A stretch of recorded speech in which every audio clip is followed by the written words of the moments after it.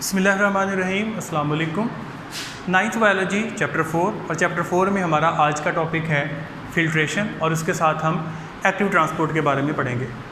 तो फ़िल्ट्रेशन को पहले डिस्कस कर लेते हैं। ये तो बहुत ही ईजी सा प्रोसेस होता है। फ़िल्ट्रेशन का मतलब होता है कि जब जैसे कि आपको समझाता हूँ, खून की नालियाँ होती हैं, ब्लड वेसल्स होती हैं।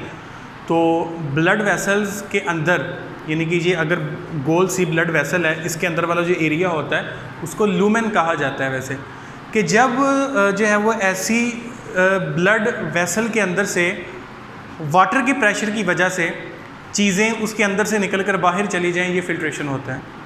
तो फ़िल्ट्रेशन का प्रोसेस क्या होता है कि हाइड्रोस्टेटिक प्रेशर की वजह से यानी कि पानी की प्रेशर की वजह से चीज़ों का बाहर निकल जाना, ये सिंपली जो है वो इसको हम फ़िल्ट्रेशन का प्रोसेस कहते हैं। तो ज़रा देखें, इसमें जो आपने करनी है वो सबसे पहले डेफिनेशन है जिसमें लिखा है कि small molecules are forced to move across semi permeable membrane with the aid of hydrostatic pressure. कि जब छोटे छोटे मॉलिक्यूल्स को सेल मेम्ब्रेन से गुजार कर बाहर भेज दिया जाए और ये पानी के प्रेशर की वजह से हो, तो इसको हम सिंपल फ़िल्ट्रेशन का प्रोसेस कहते हैं। ठीक है, तो ये सिंपल से इसकी जस्ट डेफिनेशन करनी है हमने। उसके बाद जो मेन टॉपिक वो है हमारा एक्टिव ट्रांसपोर्ट का। तो एक्टिव ट्रांसपोर्ट क्या होता है? एक्टिव ट्रांसपोर्ट है मूवमेंट ऑफ मटेरियल है ये, कि इसमें मटेरियल जो है वो मूव करता है। क्वेश्चन ये है कि कैसे, कहाँ से कहाँ तक मूव करता है। Movement of material from its low concentration to the high concentration, उलट। ठीक है, डिफ्यूजन के बिल्कुल उलट के लो कंसंट्रेशन से मूव करता है टुवार्ड्स द हायर कंसंट्रेशन। आपको याद होगा हमने एक एग्जांपल ली थी कि अगर ये पहाड़ी है और पहाड़ी का बेटा ये वाला ऊपर वाला हाईएस्ट पॉइंट है और नीचे वाला उसका लो पॉइंट है। हमने ये बात की थी कि अगर आपने यहाँ पे कोई भी पत्थर रखा है या बॉल रखी है, कह लें कुछ भी रखा है, तो आपको फोर्स लगाने की ज़रूरत नहीं है, वो खुद ब खुद लो पॉइंट पे आ जाएगी। आपने सिर्फ रखना है उसको, वो खुद जाएगी।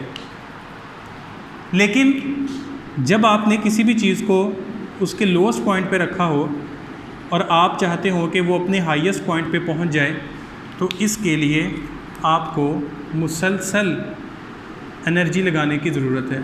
जब तक आप उसको मुसलसल जो है वो धक्का नहीं लगाएंगे, उसको एनर्जी नहीं देंगे, वो कभी भी अपने जो है वो हाईएस्ट पॉइंट पर नहीं पहुंच सकेगी। तो उसके लिए आपको उसको एनर्जी लगानी पड़ेगी। तो हम यहाँ पे इसका रिज़ल्ट लिख लेते हैं कि जब कोई चीज़ अपनी हाई से लो की तरफ जाएगी तो आपको एनर्जी लगाने की कोई ज़रूरत नहीं है, वो खुद ब खुद जाएगी।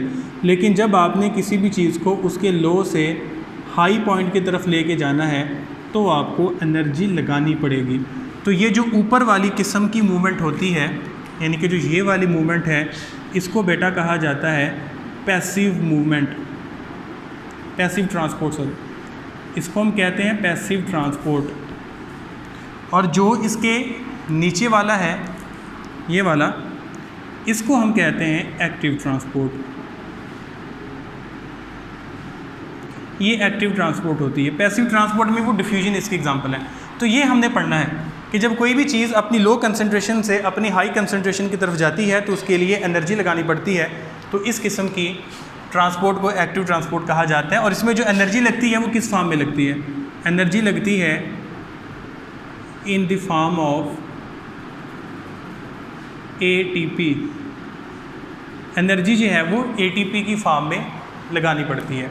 अब इसकी सबसे बेहतरीन एग्जांपल है सोडियम पोटाशियम पंप। वो हम देखते हैं कि सोडियम पोटाशियम पंप क्या है। उसके लिए हमें सबसे पहले तो मेम्ब्रेन का एक रफ सा स्ट्रक्चर जो है वो ड्रा करना पड़ेगा। ये फ़र्ज़ किया मेम्ब्रेन का स्ट्रक्चर है, क्योंकि जो सोडियम पोटाशियम पंप है ना बेटा, ये मेम्ब्रेन का ही इसमें सारा रोल होता है कि इसमें कुछ आयंस को सेल के अंदर रखा जाता है और कुछ को सेल से बाहर भेज दिया जाता है। और ये जो सेल की किस चीज़ को सेल के अंदर रखना है, किस चीज़ को सेल से बाहर लेके जाना है, ये जिस ट्रांसपोर्ट के ज़रिए होता है वो एक्टिव ट्रांसपोर्ट के ज़रिए होता है। अब आप फ़र्ज़ कर लें कि ये है आउटसाइड द सेल और ये है इनसाइड द सेल। और ये हम किस सेल की बात कर रहे हैं? ये हम बात कर रहे हैं नर्व सेल की, नर्व सेल। नर्व सेल वो वाले सेल्स हैं जो हमारी बॉडी के अंदर सिग्नल्स को एक पार्ट से दूसरे पार्ट तक लेके जाते हैं, वो नर्व सेल्स होते हैं। अब बेटा ये होता है, ये समझें कि जो बाहर है, बाहर जो है वो सोडियम की कंसंट्रेशन जो है वो हाई है, जबकि अंदर सोडियम की कंसंट्रेशन जो है वो लो है। और अगर हम यही चीज़ पोटाशियम के हवाले से बात करें तो पोटाशियम की कंसंट्रेशन जो है वो बाहर लो है और पोटाशियम की कंसंट्रेशन अंदर जो है वो हाई है। अब ज़रा देखिएगा कहाँ से कहाँ मूव करते हैं। अब मैं डॉट्स लगाने लगा हूँ, रेड वाले डॉट सोडियम के होंगे, ग्रीन वाले जो हैं वो पोटाशियम के होंगे। अब ये जो है ये अंदर बेटा है सोडियम यूँ से, और ये है बाहर सोडियम।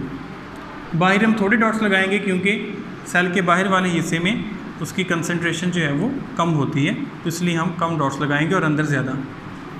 और ग्रीन जो है वो, ग्रीन जो है उलट हो गया सॉरी, कि अंदर जो है वो लो है तो अंदर हम कम डॉट्स लगाएंगे और बाहर हम ज़्यादा डॉट्स लगाएंगे, यूँ ऐसे। और अब पोटाशियम की बारी है। पोटाशियम क्योंकि बाहर लो है तो बाहर उसके कम लगाते हैं और अंदर वो हाई है, तो अंदर जो है वो हम इसके ज़्यादा डॉट्स लगाते हैं। अच्छा, अब ज़रा मूवमेंट देखिएगा। मूवमेंट बेटा कुछ यूँ होती है कि सोडियम को, ठीक है, सोडियम को जो है ये हम रेड डॉट्स, रेड लाइन से शो करेंगे। सोडियम को